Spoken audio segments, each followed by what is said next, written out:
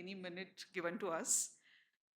First of all, thanks everyone to be here in this panel. My name is Sheetal Patil. I am from Indian Institute for Human Settlements. It's a privilege to have been moderating this panel, and I'll just set a context because the panels are there in back-to-back kind of a format. We have one starting now and another one starting at 12:30 or 12:45.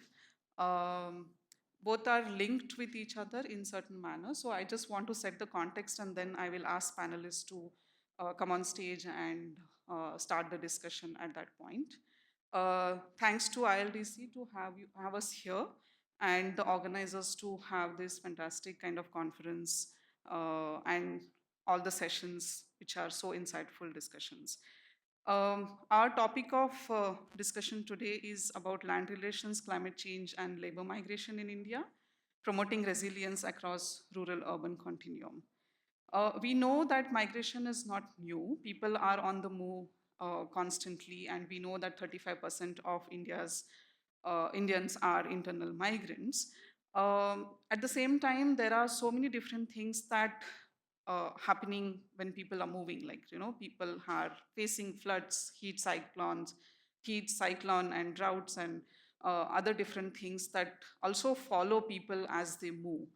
Um, and at the same time, urban is also in a transition. In by 2035, we know that 43% of India is expected to be residing in cities, where actually large population also still remain in rural areas. And also there are development realities where we see underemployment, there is weak female labor force participation, there is agrarian distress, there is non-farm aspirations, and there is informal economy booming in both urban and rural areas. And there is also digitization, infrastructure growth, and gig economy, and all those developmental kind of realities that we face recently in our country. But there is still some gap, and that is where we are thinking that migration and climate change has certain relationships, and the gaps are unknown, and gaps need to be studied, right? So what happens is climatic factors modify and actually exacerbate the migration in a way which there are environmental drivers interact with social vulnerabilities, and they remain poorly understood. Many a times, actually, the studies are looking at very context specific kind of realities, but broadly, the topic remains kind of not understood or poorly understood. But climate change affects migration decisions after being filtered through local social economic context also. Although it is very specific to context, but there is also a broad pattern that we see across the country. Migration has differentiated outcomes to individuals, households, communities, and at a larger scale also. But does this accrue to adaptation? We are trying to understand whether migration actually accrue to adaptation kind of a goals, and how does that take shape. If we know all these things, and there are gaps, and there are development realities, and there are migration happening, climate change is faced by many marginal people, we remember about this really wonderful book by John Rees and Amartya Sen, An Uncertain Glory, where India's growth story is making the country look more and more like islands of California in the sea of sub-Saharan Africa. The scene in India is not, really different than what they had said at that time. And in the adaptation, actually, what we see is that the climate risks and regimes are changing. There are compounding hazards. There are cyclones and heat waves happening at the same time in the country, and the impacts are cascading. Cascading in the sense impacts are also on health, impacts are also on education or any other kind of spaces also. So compounding hazards and cascading impacts that we are seeing simultaneously. And adaptation actions are taking place, but they are inadequate, they are uneven, they are sector and very risk specific ones. So these gaps are actually widening because of all these risks and hazards being so dynamic and so complex. And most of the gap is faced in by largest among the lower income population, and they are expected to grow. They are, going to be large in number in the coming decades. So the low adaptive capacity actually results in the, inadequate generic and specific capacities to adapt, because there are different kind of adaptive capacities also. There are generic capacities and there are specific capacities, and those are really become inadequate when the matters become through the climate change or through relations with land and in rural spaces, and all that becomes really inadequate. So we need to recognize the need to adapt, but these questions related to what is successful adaptation look like, especially in climate vulnerable and mobile settings, and how do we track this and measure this adaptation to know where we are moving, whether we are in the right direction, um, given emerging risks and, policy and funding priorities and all that, how they are changing. So with that kind of understanding, we actually are collaborating on a project, which is actually, the slide is from the project's format. It's called Climate Change Local Adaptation Pathways. In short, it is CLAPS.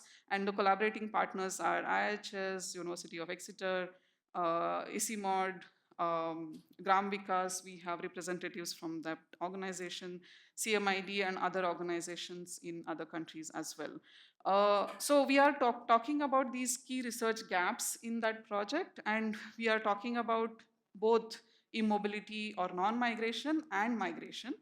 And the question of land becomes important in both of these areas of constituency, right? Immobile people and also migrant people. Immobility because they are in kind of rural settings, really kind of marginalized. There is little empirical understanding about why people don't move. There are assumptions that actually development means urbanization, but there are also rural settings which are developing, but what is happening in terms of development in those spaces? And rural locations can and should be climate resilient also and sustainable, right? And land plays a really huge role in that. And in terms of knowledge, or in terms of studies in those areas, are really, really sparse in our country, like people who study immobility or non-migration. But also at the destination, how do we make the urban destinations safe? When they are moving out, there is already a uh, kind of a risk that they were facing in those places at the source. But because of, narrowing of rural safe operating spaces, so to say, but when they move into urban spaces, there is also another kind of risk that they get exposed to.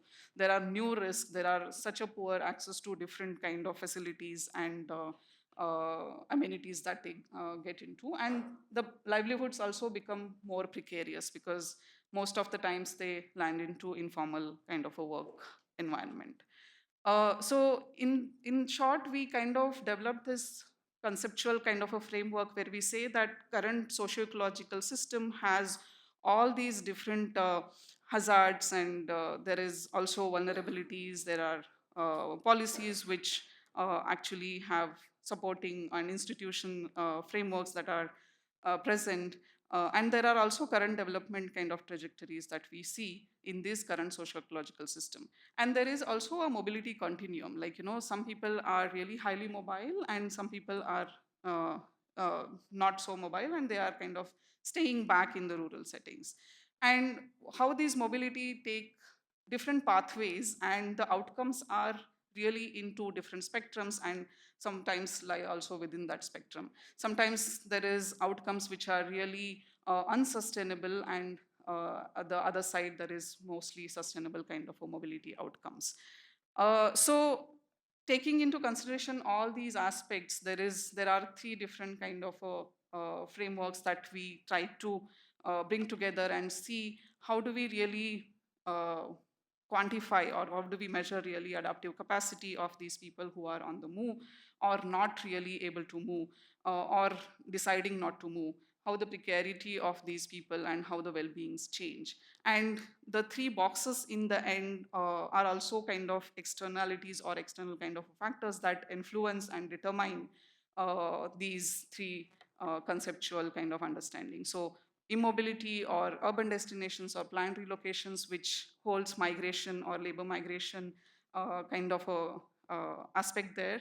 There are also climate change risks, hazards, and vulnerabilities which are changing over time and over space, and there are land relations. So that is where these two panels that we have brought together. And uh, first panel, we will be discussing about the rural issues mainly, and the second panel, after the break, we will be talking about the urban issues.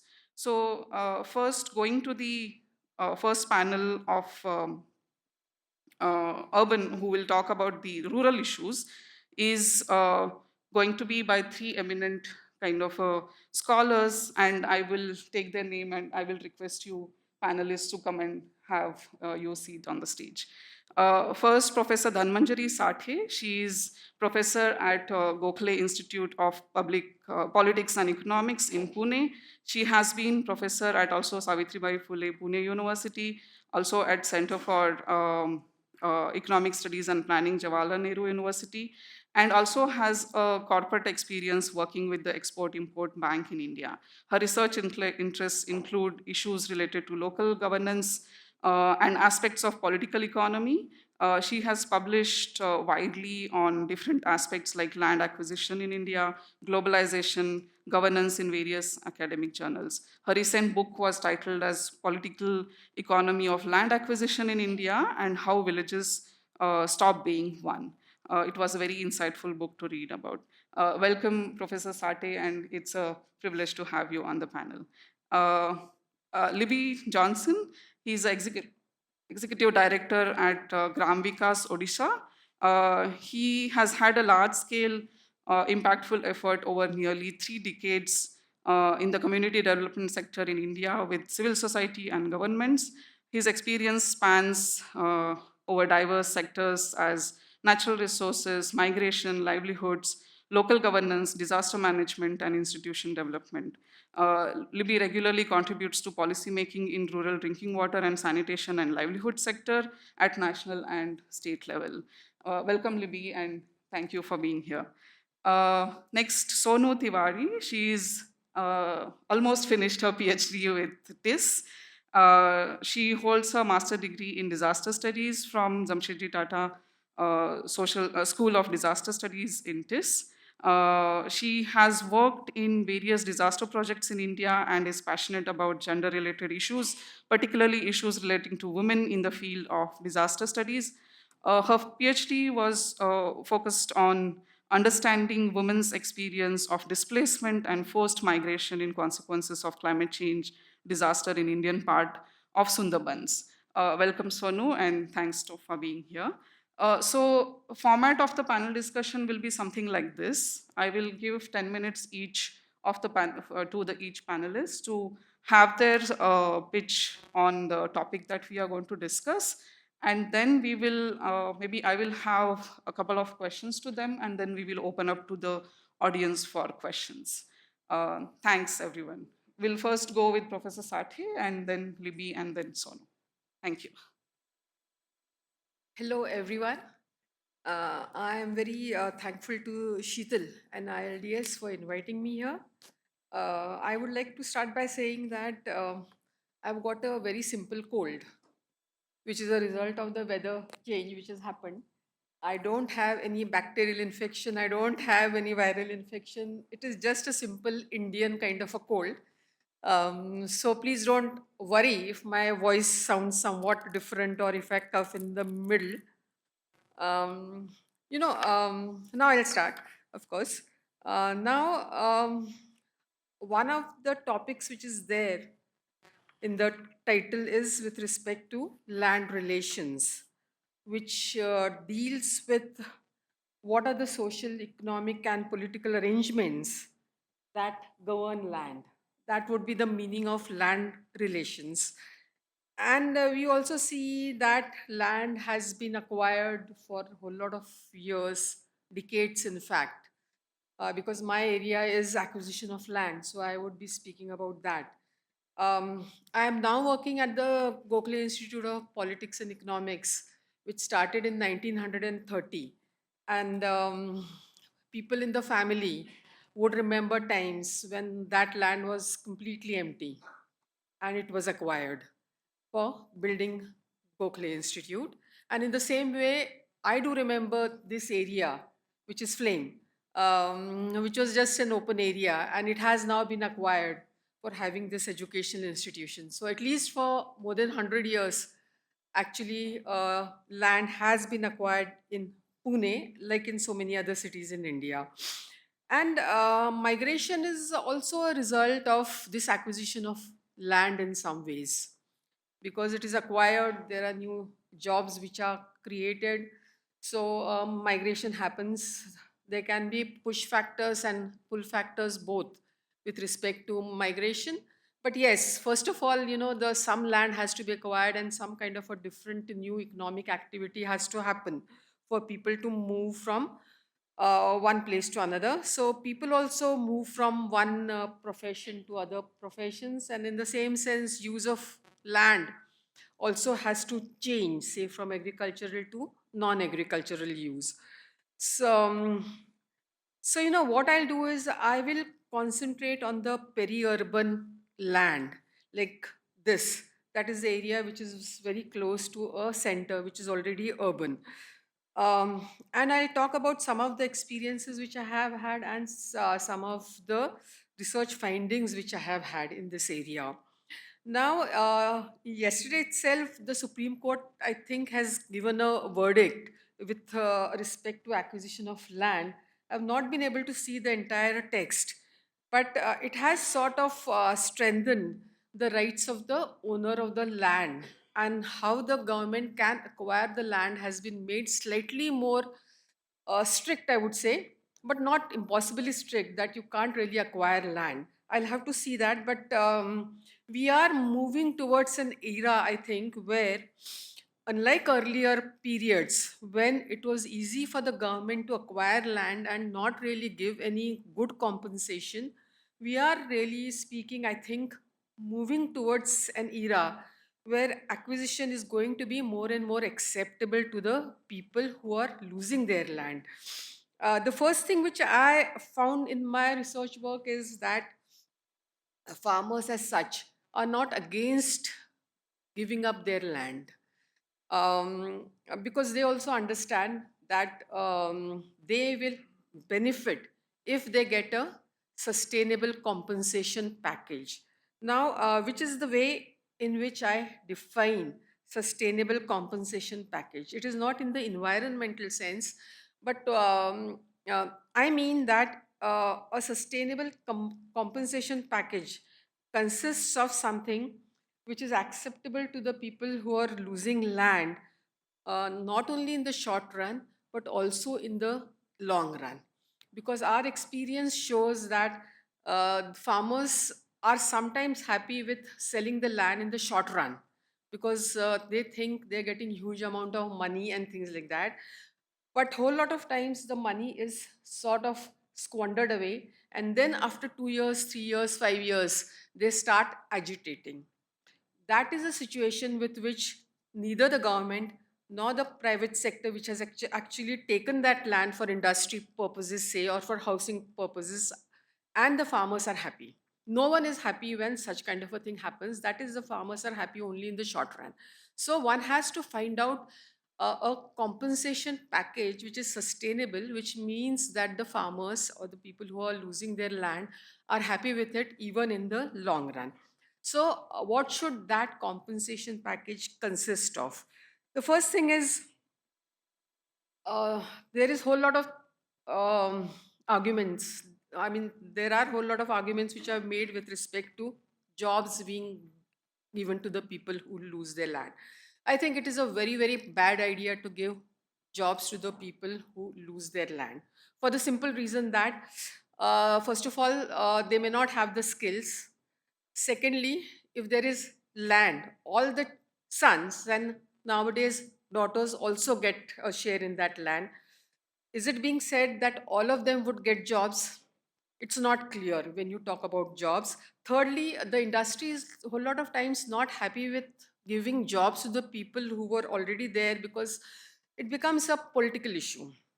That is, the local people don't want to work because they have some political party. It could be even a very small political party which comes and says that you don't work here. There is a lot of empirical evidence which shows that the son of the soil actually is not interested in working, but it is a migrant who is interested in working. So it doesn't work very well for the industrialist also. And finally, saying that we'll give you jobs works very well for everyone except the farmer. Why? Because the company can keep on saying that, yes, we'll give you jobs. And the government is also happy saying that we'll give you jobs. But what happens after 2 months, 3 months, 4 months, if someone is fired after being given a job after 5 months? What happens to uh, that person is a very important issue. So I think if jobs come on their own is fine, but there should not be any clause or rule which says that everyone should get a job, because I don't know what it actually means on ground. So that is the first thing. Second thing is, some monetary compensation should be given to the people who are losing their land, and that monetary compensation should not be dependent on the uh, quality of that land, whether it is two crop or irrigated or this or that, because the person who is buying is not really interested in the agricultural features of that land. The person who is buying it is interested in the other features of the land, which is how far is it from the urban center, what is the infrastructure there, and things like that. So the intensity of the demand for that land really needs to be looked into. It's not easy to find that out, but that should be the objective. For example, if the entire Hollywood animation industry were to shift somewhere in India, and suppose they want to have something outside Pune, you can just imagine what kind of money they would be willing to pay, because it's such an important thing and they want to be close to Pune as such. As against this, if someone wants to have a textile park outside Kanpur, what would be the intensity of demand for that? Okay, so the intensity of demand for whatever activity is going to come should also be taken into consideration. Some monetary compensation should be given to the farmers, and in that, the name of the spouse should also be there. That is, husband and wife both should get that money in a bank account, so that what we see very often is that the husbands actually finish off the money very fast.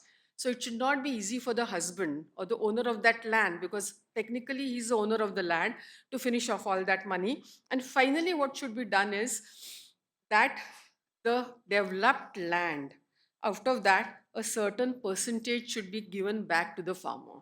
That is the main thing, which is, if you have, say, 1 acre, maybe you get 40%, 30%, or 60%, dependent again on what is the value of that land, should be given back to the farmer. Here, what happens is two or three very important things happen, which is, first of all, that the farmers don't lose the land completely. And in India, it is very important that if you have had some amount of land in your family, 2 minutes, okay. So if you have had some amount of land in your family, the farmers don't like the idea also that they have no land now. It makes them feel very insecure. So if they get some amount of land which is developed, in the sense that the government has already developed some infrastructure there, if they get it back, their resistance to giving their land for development would be much less. Then what they can do is, if they get some land back, they can actually work on that land, in the sense that they can have, say, shops there, or at least they can have some housing which they give to the migrants, which inevitably come when some kind of a development occurs. So they have a perpetual source of income in the future also. They will not be able to do agriculture there, but they will have a inflation linked kind of a increase in income if they have housing or shops or anything like that there. And what also happens because of this is that, if there is future appreciation of that land, which inevitably it would be there, the farmers would also stand to benefit out of it. Because in my interviews, what the farmers would say is that we gave it up for X amount. It was okay at that time, but now it has become 5 times of that. Here, if the farmer gets a certain amount back, the farmer is assured that if there is an appreciation in the future, he will get the amount that appreciation will accrue to him also. So that is one area where the farmers feel very, very strongly that we don't get the benefits of future appreciation. But here, if some land is given to them back, they also stand to gain because of the future appreciation. So, what I would say is that certain kinds of sustainable compensation packages need to be developed that so that there is no unrest in the future also. Thank you very much.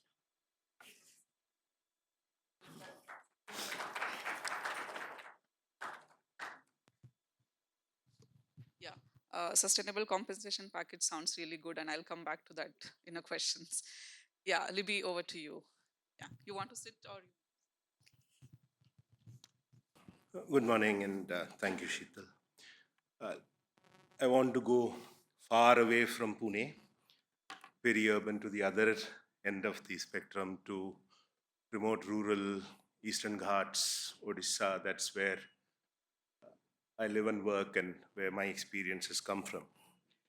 Uh, you know, land, livelihood, migration.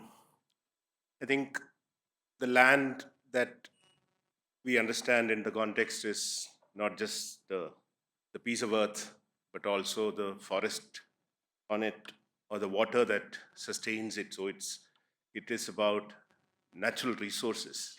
It's not just about land in that limited sense. But what we've also understood in the last couple of decades of work is that it's not what is visible in terms of water or forest or trees or land, soil, it's also the aquifer.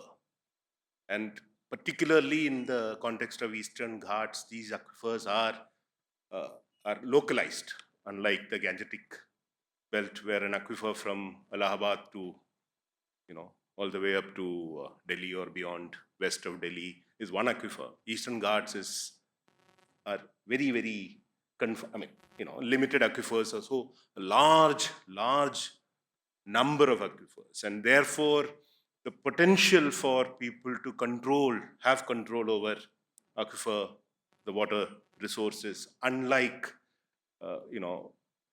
other parts of the country.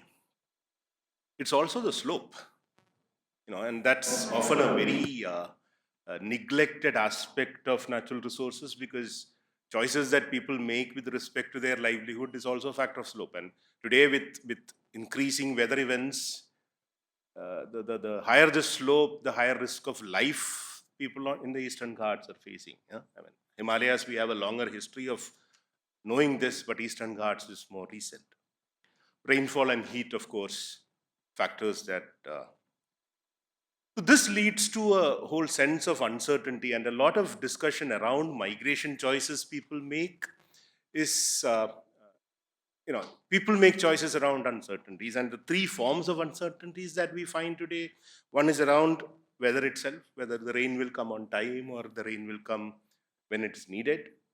It's around the water, not just the rain. I mean, it's in terms of moisture and what is left behind, but also the bigger problem around markets. I mean, how do poor people, poor producers in remote rural areas have access to market? So uncertainties for us, we see, come from these three points of view. Now, these are obviously accentuated, exaggerated by who you are, whether you are an Adivasi, whether you are a scheduled caste, or whether you are, what your identity is, your social, where you are in the social strata. But to me, since that is a given and nobody has control over, going back into a mother's womb and changing the womb itself, there's no choice there.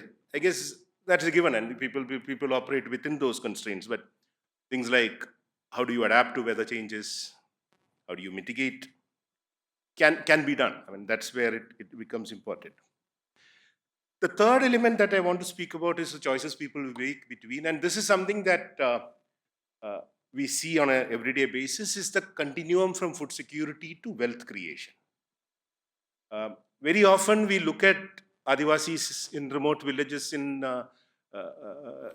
Eastern Ghats of Odisha, and very often the way we look at it from outside, from the urban view, is either limited to that point called food security or that point called income security, forgetting that aspirations always have played on this spectrum. People have aspired to be at different points in the spectrum. Helplessness or lack of confidence or insecurities have limited people to focus on probably the extreme around food security. And public policy also, policies like NREGS, tend to remain in the early part of the spectrum. And our experience, CMID and Gram Vikas have been doing this now for the last 5 years to understand the opportunistic migration choices people make. And it's very clear for us that the younger generation, particularly the partially educated male population in these areas, are not happy with limiting their imagination to the left side of the spectrum, which is the food security to cash security. They are looking at, whether it is the influence of media, whether it's the influence of information that they get, there is very clearly a choice people are making, or a thrust people are making to move towards the spectrum around wealth creation. Unfortunately, today, policy, public policy, market policies do not seem to recognize this aspiration that exists in people. People, we say young men from Odisha migrate from a 200 rupee per day wage for 150 days a year, so estimated annual income of 30,000 rupees or 40,000 rupees, to a 800 rupees per day, 365 days wage possible. You're talking about 2.5 lakh, 3 lakh rupees of income a year. We call it distress. We call Odisha a loser state.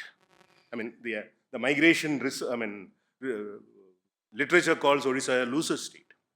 Our recent studies in 6 blocks in Odisha are showing that remittance income that migrants bring is higher than what government spends on development in a year in that block.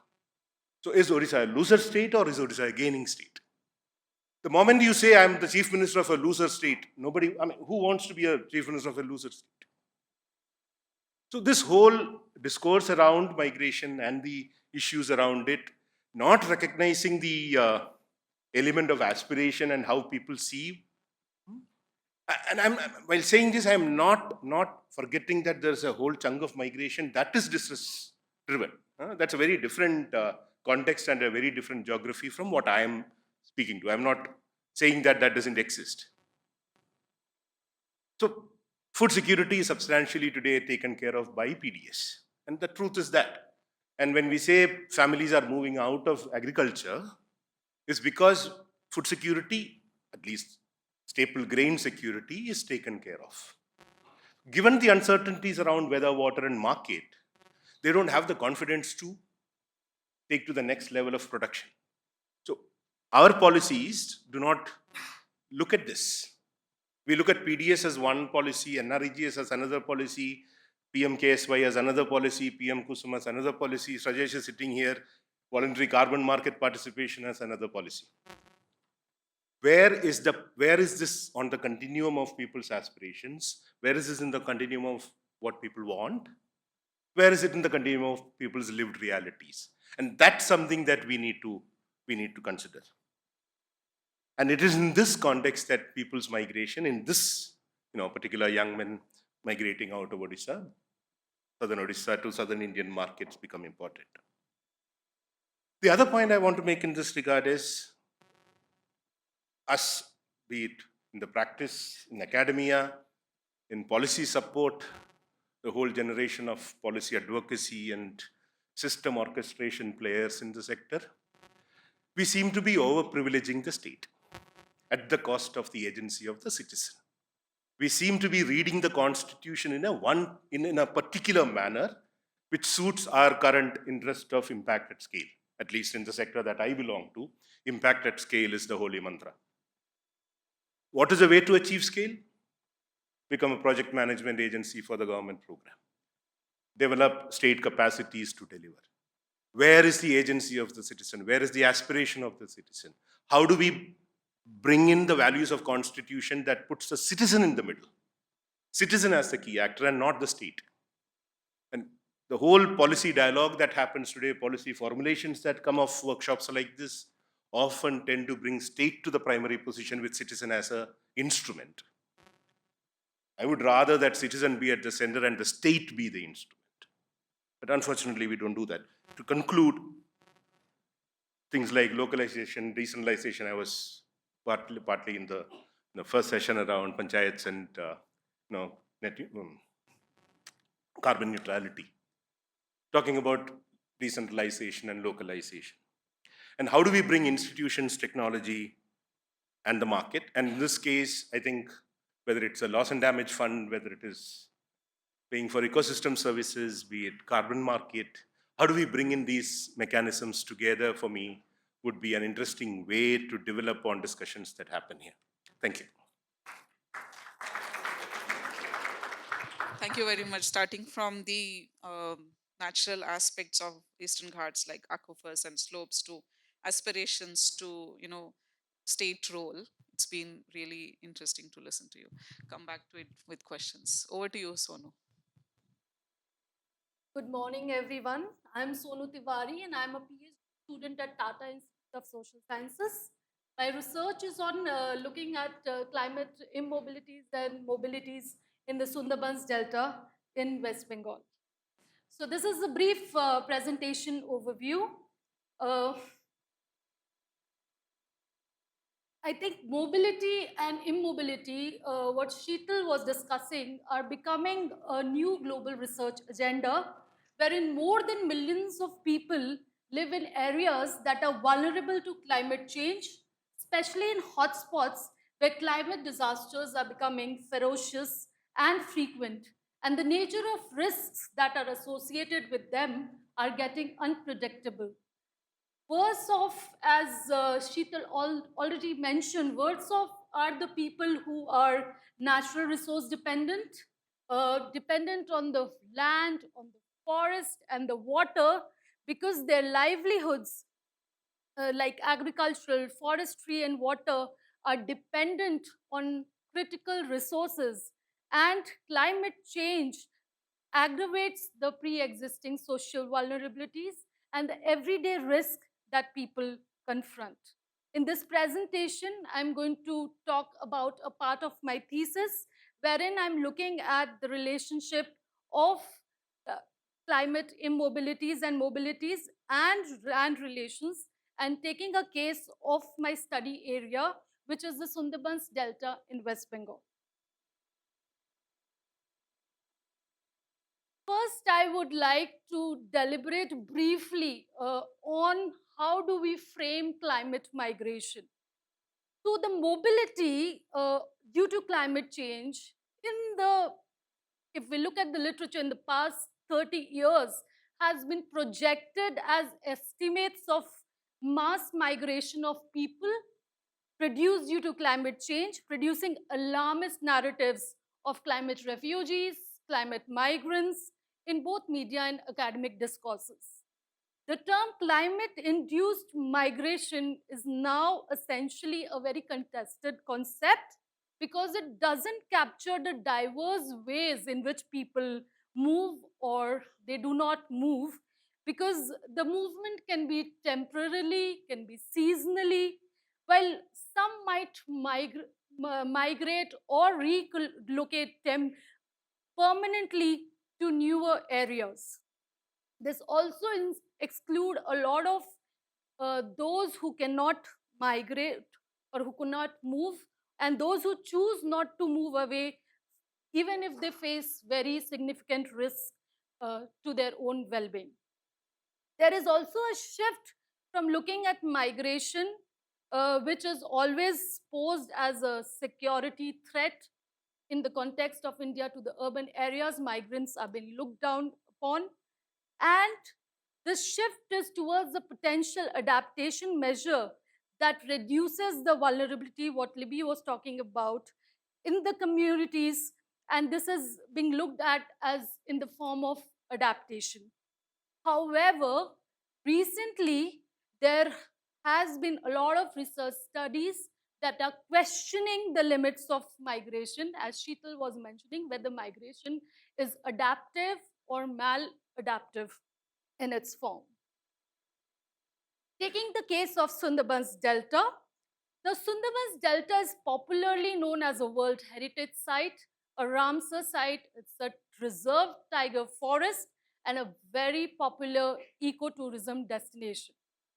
It's also a climate hotspot wherein you know that almost every year it's been hit by a cyclone, and the islands in Sundarbans are sinking, they are disappearing because of sea level rise, surface temperature rise, and it's the hotspot when we talk about climate migration. Uh, but the lesser known fact is that it is also home to 4.5 million people who live in abject poverty and are dependent on forests and rivers for their livelihoods. They live in poor health, and education infrastructure. Now, in my research, first I'm going to talk a little bit about history when we talk about the regimes of land, water, and forest in the delta. The boundaries of Sundarbans forest almost touched the city of Kolkata before the expansion of human settlement and reclamation of wetlands were accelerated during the colonial rule.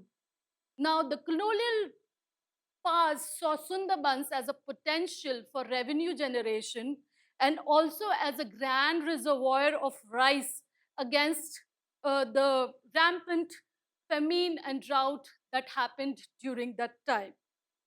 Now, a series of land regulations were passed which continuously gave rights to the colonial administrators to devise methods to scientifically, politically, and physically manage the landscape of Sundarbans. For example, land tenure systems were temporarily suspended and to encourage people to expand cultivation and also take physical undertaking of stabilizing the land and also the temporary nature of the delta. This meant that the tidal fluid space was continuously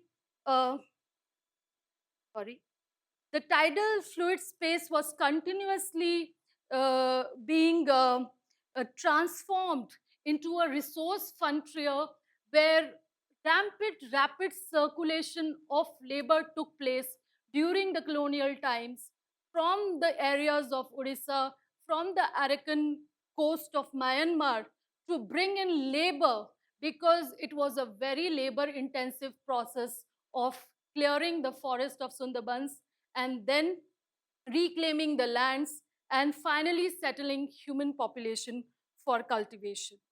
Now, with this rampant land reclamation and cutting of forest, another idea that was promoted during the late 19th century was the idea of forest conservation, wherein the forests were identified as spaces for flora and fauna, where uh, Sundarbans was projected as a space which is affected perennially by disasters and then the limitation of people into the space of the forest.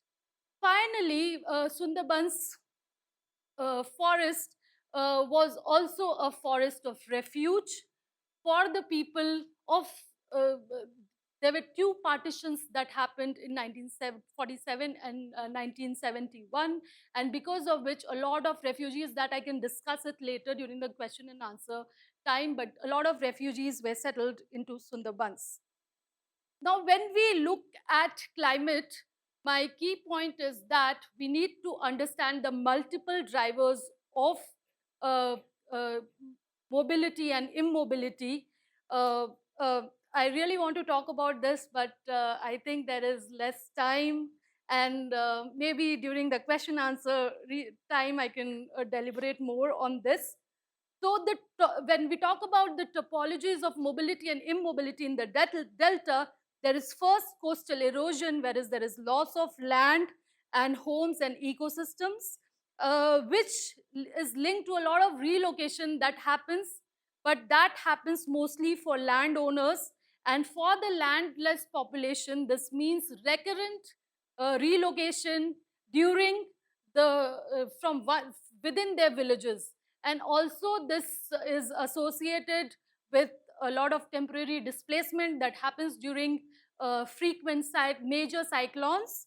And to deal with all these things, households do take adaptive measures like migration, which is mostly male dominated, but there is an increasing number of females who are also migrating. But this is circular, seasonal, and only abled bodied, because migration also requires a lot of hard work and drudgery, which is not possible for people who cannot work or who are vulnerable. So, to sum up, I want to reiterate the importance of the role of context in climate and migration studies, and look at the understanding of the complex structure and agency dynamics that shape migration.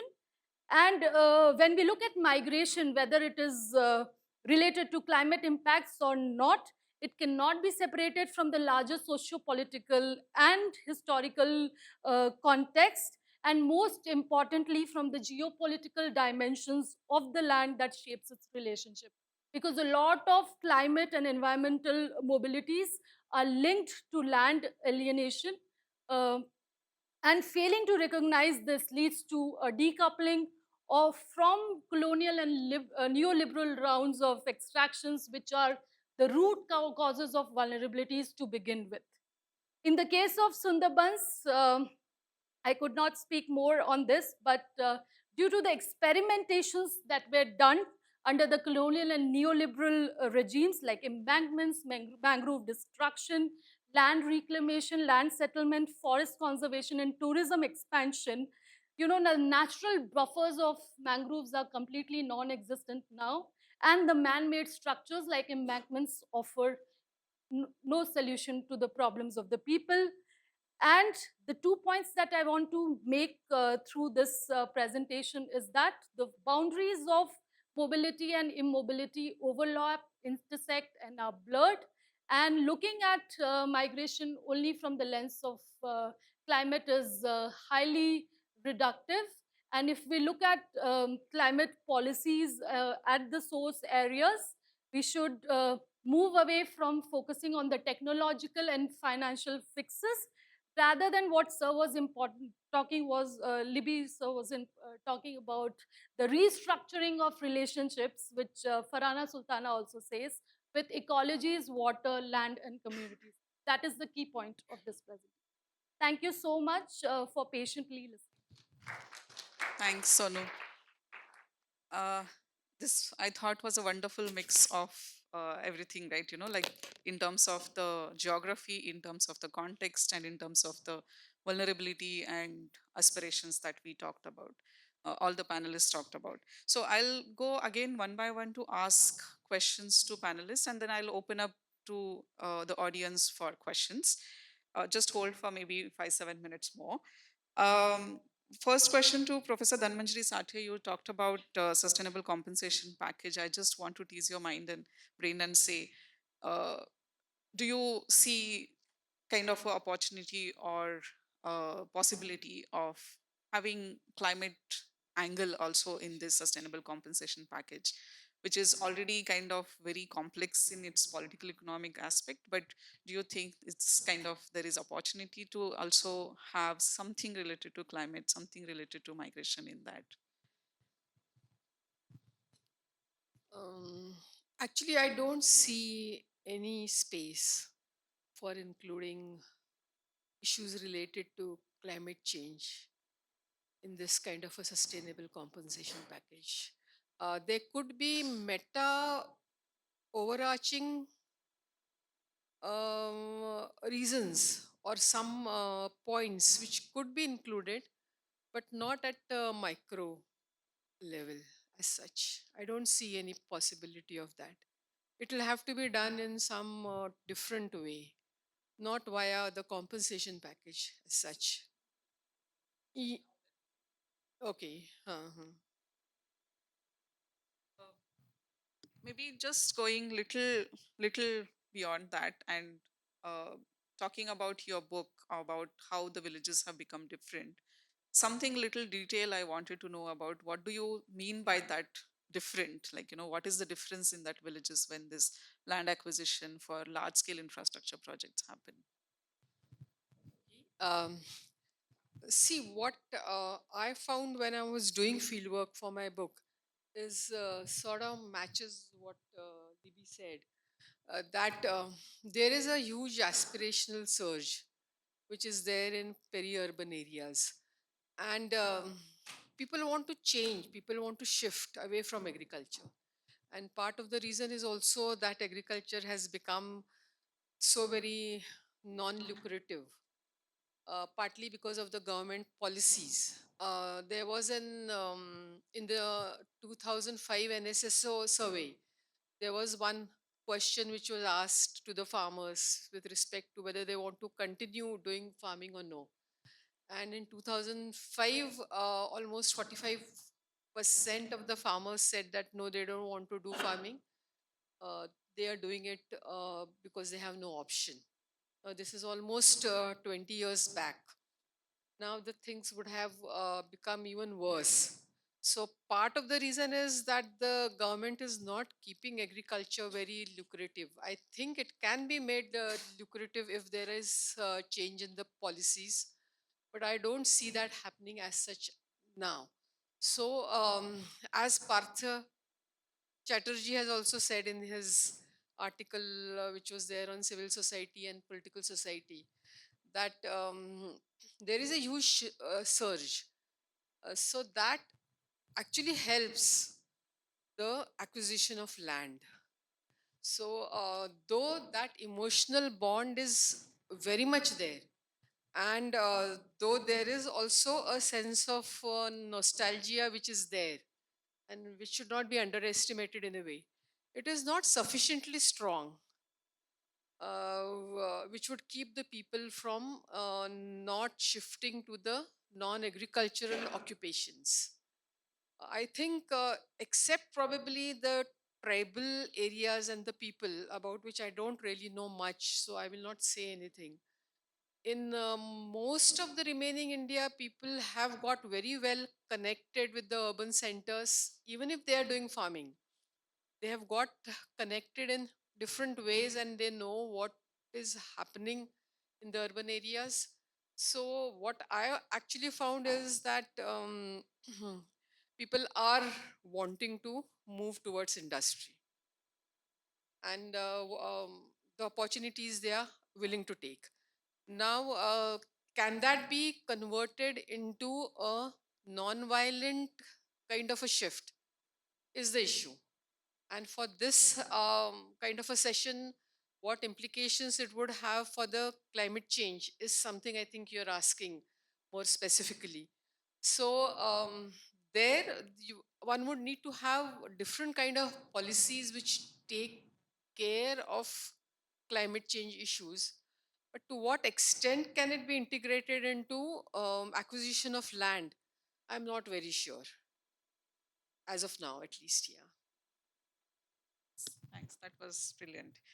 I come to Libby now. You have been working, Libby, in rural Odisha on ensuring safe and dignified migration through the corridor between Odisha and Kerala for so many years, and you have also written how migration is changing villages in Odisha, right? So could you reflect a little bit on these changes specifically with respect to land relations, if at all you can talk about how? Okay, how the land relations also are changing these safe and dignified migration corridors. Does this work? Yeah.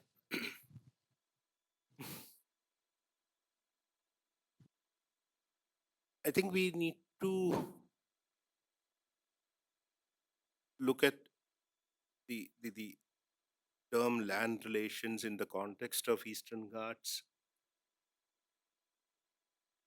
be it the land use pattern land ownership pattern and land, land and natural resources as a social entity. I think there are three different elements to that. What Professor Sate mentioned about the nostalgia, and a lot of the people that we work with who their forefathers practiced shifting cultivation, paddy is a aspirational crop. So the first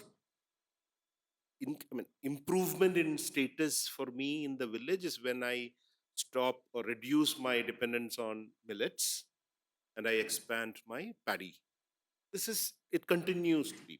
Even when younger people who migrate, many of them come back in July for paddy sowing, and they come. I mean, many of them come back also in December for harvesting. So this connection with paddy for both Kond and Saura Adivasis in southern Odisha is something that we continue to see. Now, if we take paddy as a symbol and work, understand around it, people's connection to land, and even those youngsters who say we do not want to do farming, coming back to do paddy farming in that particular season.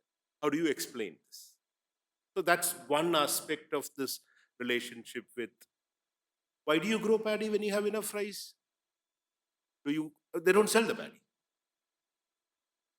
Fact is that PDS rice today, I mean, now in the last year has also become less available. When there was a time in the last, I think about 2018 to 2022, when there was sufficient rice that people were actually selling also. But in the recent ones, the cost of rice acquisition has increased. The latest change in the Anna Yojana, whatever that. So paddy that way is an interesting aspect that we find. Forest is another part. NDFP, Vidya is there, from Koraput, where he's worked on this. One part of the forest relations is the NDFP part. The other is what FRA is doing. In 2006-7, large patches of plantations in Kalahandi, I mean, natural forests in Kalahandi were cleared because the rumor was that you will not get IFR rights, individual forest rights, if there are trees on your land.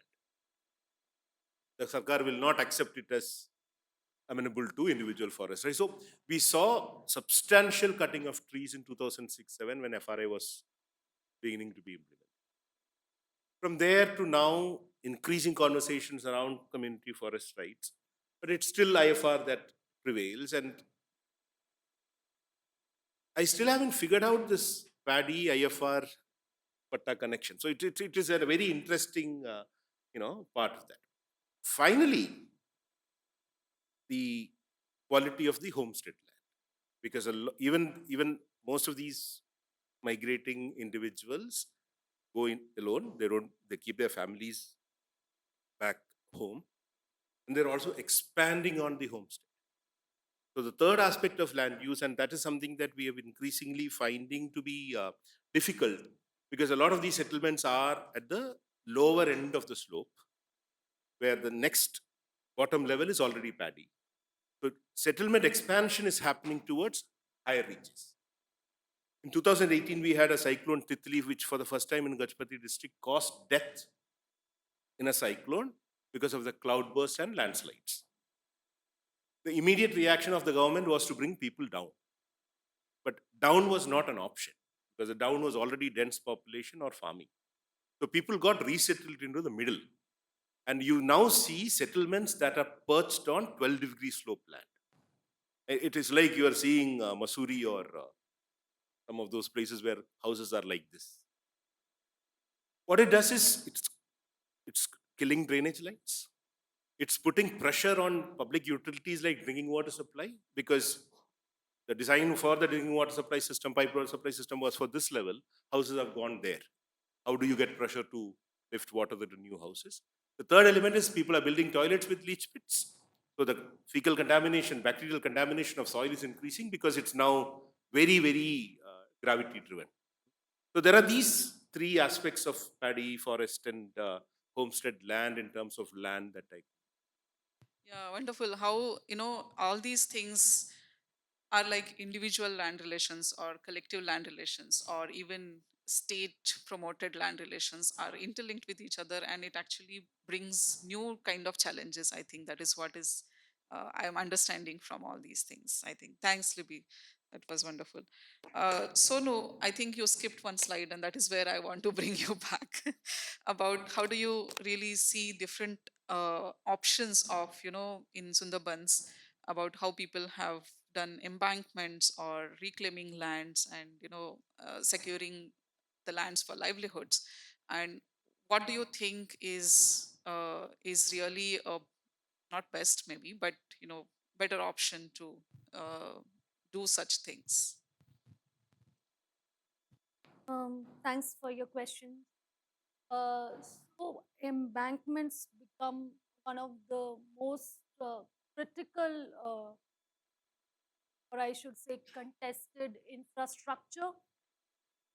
Talk about Sundarbans, because if I go back to history, it's all the cultivation and land reclamation and settlement started with the advent of creation of the embankments, because this is a very fluid space, and the fluidity between land and water was what the colonizer wanted to manage through infrastructure like an embankment, because through embankments only agricultural was made possible in the, call it, forest or the delta of Sundarbans.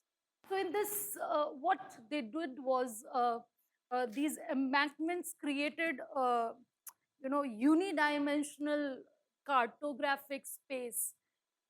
They tried to fix the boundaries of a space which was very fluid and which is still very fluid because it is an active delta. And currently, after the cyclone Ayla, the major disaster, uh, I would say, response that was done in the delta was through the World Bank funding of, concretizing these embankments. Now, cyclone Dana happened. Early morning, I got a call from one of my comment telling me that Didi, south side is Saro, pura embankments are gone, nothing left after this side. So whatever remaining was there after cyclone Yas that happened in 2021, I had a picture of it in the slide. Now it's completely. So it's being debated that whether embankments, do they offer solution to the problems of, uh, uh, the saline water ingress that happens in these islands. But the reality is that these embankments are the sites of employment for the local people, because when the embankments get repeatedly, damaged, or when new embankments are created, people work on it through Manrega, and that's like a kind of, livelihood for the people. It's a major source of livelihood, so much so that people who have relocated to the other villages, like these villages will be about 10 to 15 kilometers separated from each other, they still maintain all the documents in their original village, because they want to work on the embankments as a site of, so this is like a very complex thing that the region is experiencing. Still, we Yeah. need to do a lot of work. Interesting. Yeah, really interesting. I just want to open up for maybe few questions. Thank you very much, and also nice to meet Professor Dhanmanjari Shetty. I am Pradeep Naim. As you, so I am from my friend from Odisha. Sir, you wanted to speak, but somehow you forgot. How many districts you took? Which area that study took place? And who were the caste who migrated and who were not? Because in Western Odisha, the Kultas, the Ogharias, the Haldi, or even the Yadavs, the milkmen. So who are they migrant? Because that is very interesting. Everybody knows the seasonal migration. They go back, then come back. How it impacted the tenancy. That is land relations also tenancy, who owns, who is dependent, who is not. like Daniel Thunner's work on land relation. So focus us more, give us share some more your story.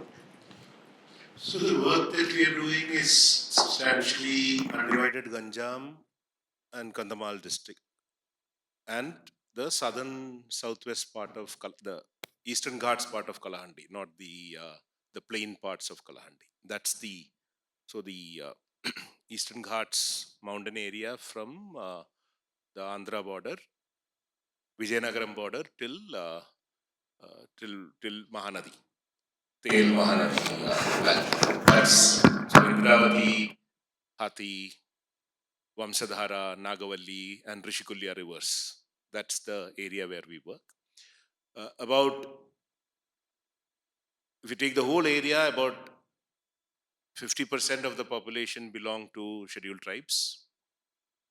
About 25% belong to scheduled castes, and the remaining are substantially backward castes. Very small proportion of non-backward castes. Land ownership, scheduled castes, except in Kandamal, don't have much. I mean, in fact, they have zero land. In Kandamal, the land distribution is slightly different, and Adivasi land ownership is substantially undocumented. So it's more possessive than owned.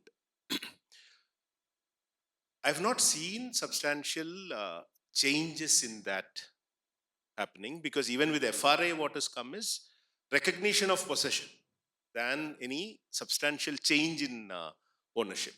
So FRA is a very critical aspect of land relations in that area. Yeah, so that's broadly the context. Okay, cool. Thank you. Good, good morning. I'm Shlok. I'm a second year student, IR major, public policy minor. My first question is to Professor Sathe. When you were talking about giving jobs to people who lose land, who don't own land anymore, India is a country with um, a lot of disguised unemployment already. Do you think that giving jobs to people who just lose land, because like you said, job is undefined in the wording, would lead to an increase in disguised unemployment? Disguised unemployment is a much bigger issue. And the jobs which are available because of land acquisition are much smaller, much smaller.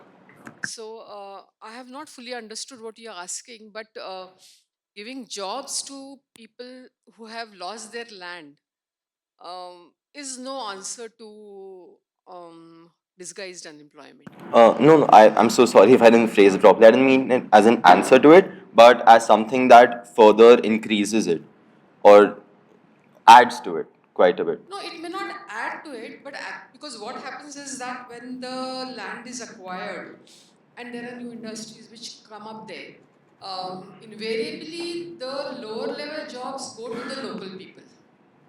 But what I was saying is that you don't put that as a clause in the compensation package. Okay. If it happens on its own, it's fine. In fact, what I have seen is that the SCs usually end up getting jobs in such companies. And it is a kind of a double-edged sword, one could say, because what happens is that they end up working in what is called housekeeping, which is an euphemism for cleaning up of the toilets and things like that. Yeah.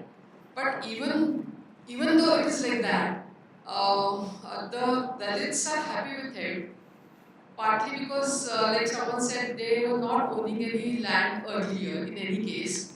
And the jobs which they have got, they find them much better than working on someone else's farm, which they were doing earlier. So these jobs in the corporate sector, they really find them more egalitarian. And they have no problem as such, as of now at least, in doing those. Because they get a proper salary, they get a uniform, they have coupons for getting food and things like that. So, jobs are created. Lower level jobs do go to the local people. High level jobs, you can't really say, and you can't even put it. But what I was arguing for is that don't say that, or don't put that clause in the agreement when the land is taken. because that creates many more problems. If it is happening on its own, fine, it's good, it will work. Thank you so much. Can I ask my question to sir or no to sir? A different question. Okay. Yes. So this question is to you. When you were talking about agency and role of the state and the citizens, you said it might have been specific to your field, but do you think it's an issue that's larger and in general? Because even when we're talking about policy change in public policy, we have something called the multiple streams framework, in which most of it is centered around the state, whether or not the state or the judiciary is in favor of it, whether they see it as a relevant problem. So when we're talking about over-privilegizing the state or making it the center rather than giving that agency to citizens, is that something that's much, much broader, or do you still think it's specific to maybe your field itself? No, I think it is broader. Okay. I think it is, see, state and citizens exist. You know, it is about people who try to, you know, whether it's a policy advocate or a practitioner or an academic, who is trying to orchestrate a certain type of citizen-state relationship, is what I'm talking about. That orchestration often puts state as central, citizen as the instrument. And that is where the problem lies. And it's across. You look at land acquisition policy, it's a state. Citizen is a beneficiary. But citizen is a citizen, right? I mean, citizen is only a beneficiary when in a smaller aspect of her life. But you paint her as the beneficiary, and citizenship, you say, is a smaller aspect of her life when it comes to a Gram Sabha. That's not true. And the orchestration efforts seem to be making this even more difficult, whether it's academic or policy or any of that. Yeah, sorry. Yeah, it's working now. And I'm a researcher. I work with Land Rights Initiative, and recently we did lots of field visit, and we were studying social struggle and social movements for land and land rights. And we went to Orissa to study the Niyamgiri movement, and there in few of our interviews we came across this problem, which later I also read in few informal papers and a lot of other places, which was that a case where POSCO wanted to start a steel manufacturing thing in Lanjigar in Odisha, and they were ready to pay a very satisfactory compensation amount to the people for the land acquisition that they were acquiring. But apparently they faced lots of hurdle because the government did not they did not accept that amount because it was too higher, and they thought that it will set a landmark. So if this amount will be paid later, it will become a problem for the government, and when they acquire land they might as well have to pay that exact amount. So even though we have the Act of 2013 for fair compensation and other things in land acquisition in place, there are lots of hurdles like this that come in between in that process where the company agrees to pay to the people a very fair compensation amount, but then the government who actually has to play and take favor of and sort of protects the people become a problem there. So like what would you suggest, that how can we try to navigate through these problems which are very critical? See, on one hand, there is a law Mm. which has to be there, and the law has to be fair, not only in written but in implementation also. Yeah. The second aspect of acquisition of land is very much political, Yeah. and we should not ignore that. It is the job of the politician to see to it that somehow they get everyone to agree. And by somehow, I don't mean using violent methods and things like that, but find out a way in which the people become ready to sell their land. Mm. And it is here that the importance of the sustainable compensation package, which is not going to be the same everywhere all over India. Yeah.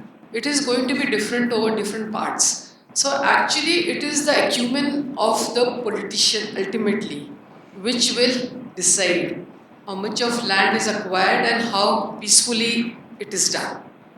So what you see in India is that in some of the states, the political class and the bureaucrats have been very good at it. Yeah. For example, if you look at Maharashtra, Hmm. the MIDC, that is the Maharashtra Industrial Development Corporation, which is responsible for acquiring land, has been offering more and more to the people who lose their land. Now, in this case where you said, like I said, just monetary compensation is not enough. You should give back the developed land back to the people who are losing the land. And it's not just something which will keep peace in the short run, but also in the long run.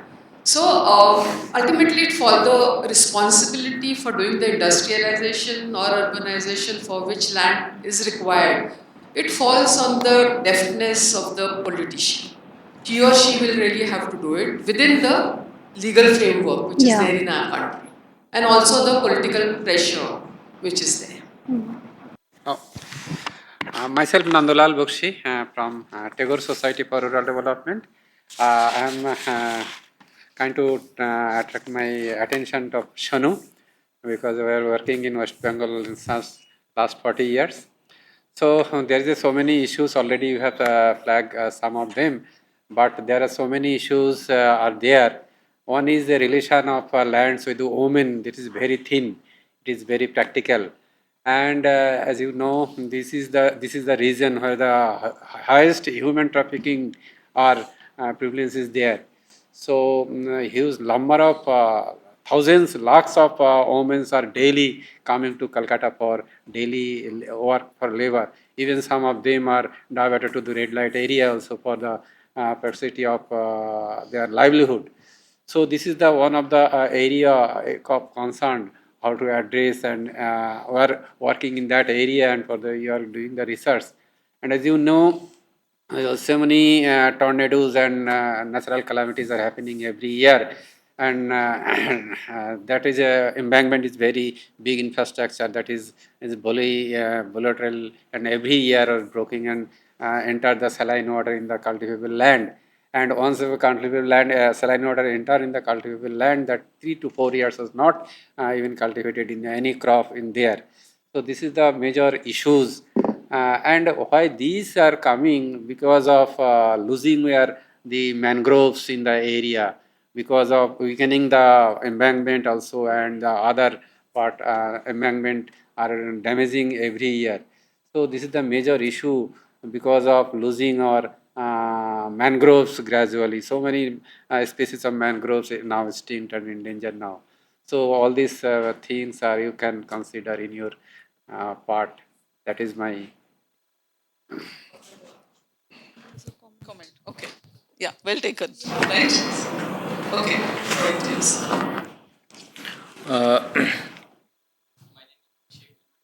Yeah. First, I'll answer the second part of it. See, when I am talking about sustainable compensation, like I said, it is a compensation which works in the short run and which also works in the long run. You have also said that a certain part should be a certain part of the developed land should be given back to the farmers. Now, that land which is given back will not be a part of the original land holding which is there. I suppose you can see that. It will have to be at some other place because all this land will be acquired and some part will be given to all the other farmers who owned land earlier.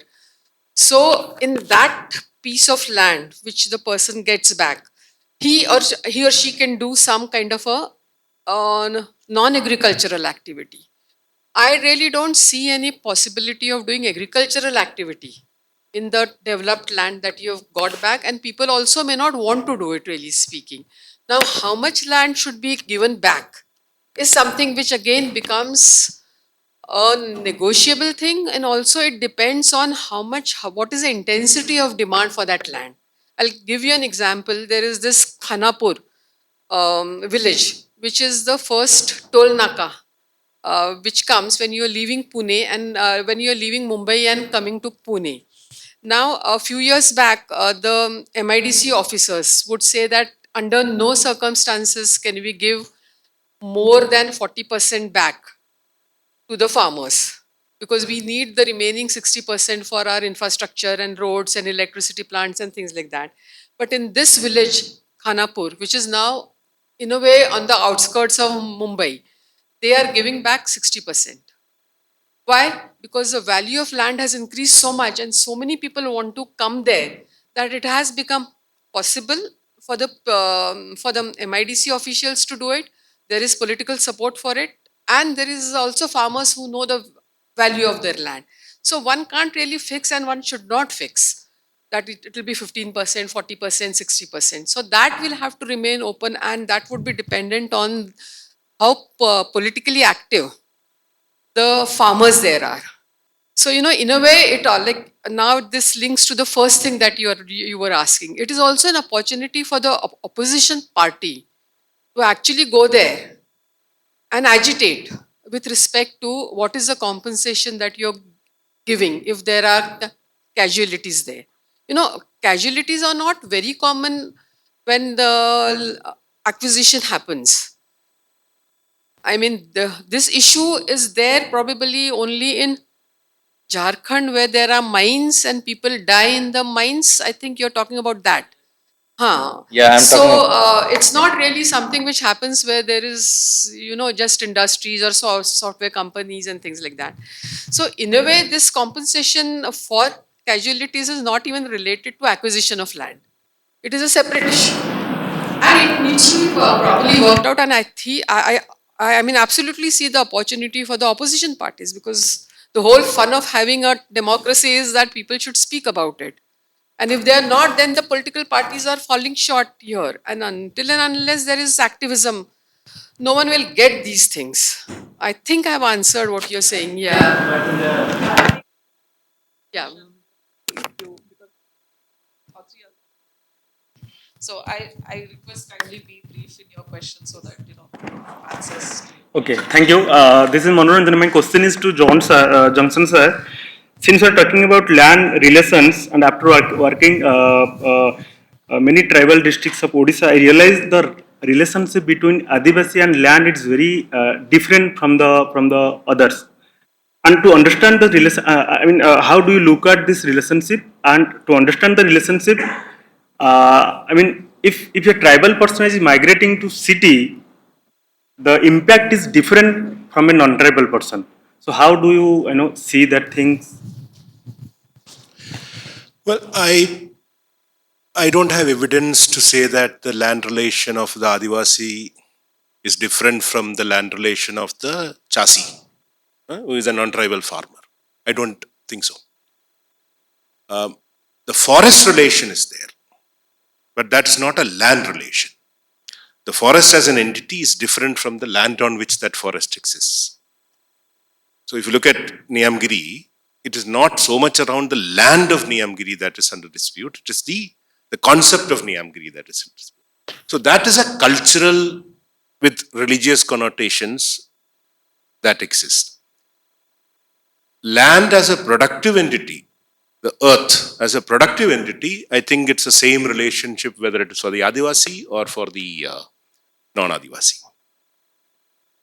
So I think we are getting into a little bit more of romanticizing certain relationships and losing direction if we do that. I am working in south of Odisha with tribal communities. So I differ with Professor at some points. Like farmers are willing to sell their land. It may be story for Maharashtra, but Jharkhand, Odisha, especially in tribal areas, they are not willing. Even in coastal Odisha. You know, if you will see all the resistance are coming from Odisha, and some of the resistance are also very successful.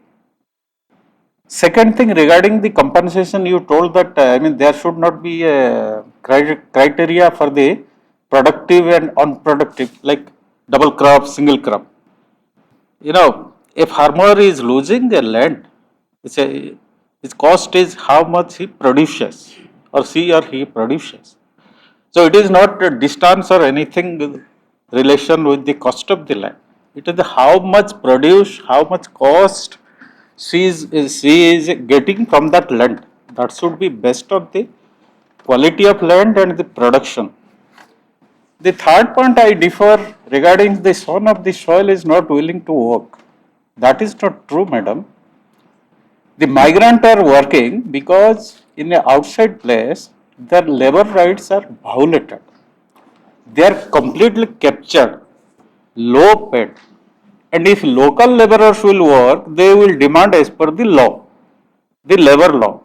That is why nobody is willing to engage the local people. And regarding the Libby, what Libby is telling, there are, I will say, around 80% of seasonal migrants are distress migration. Recently, you must have heard two women died eating the mango kernel just last month, 15 days back, because still food insecurity is a issue. And regarding the compensation and the other thing, landlessness is a big issue in Odisha. It is not like West Bengal or Kerala. Nothing land reform happened. So when any compensation is based on land, just think about the landless, marginal and smallholders.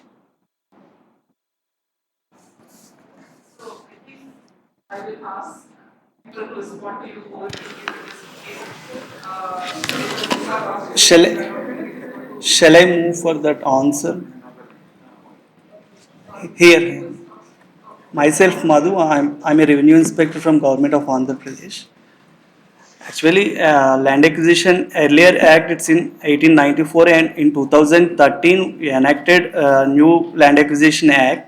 As per new Land Acquisition Act is only implemented for benefit to the landowner.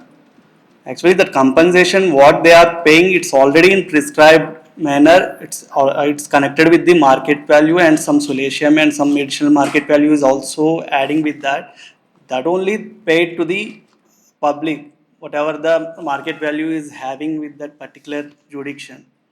And apart from that, as you person here asking for employment and all, that depends upon the special packages, or if any communal livelihoods are lodging there, that special package may be given by the acquisition department and all. And one more I just want to inform here. Yeah, it's okay. Thank you. Thank you for giving this.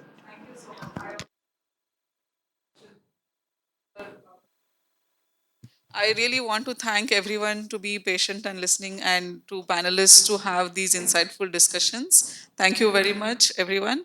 I request that the following panel also is about the same topic, but in urban areas. So I request everyone to come back having your tea, energized to discuss issues related to migrants and climate change in urban context. Thank you so much. And Deepika will be moderating the session.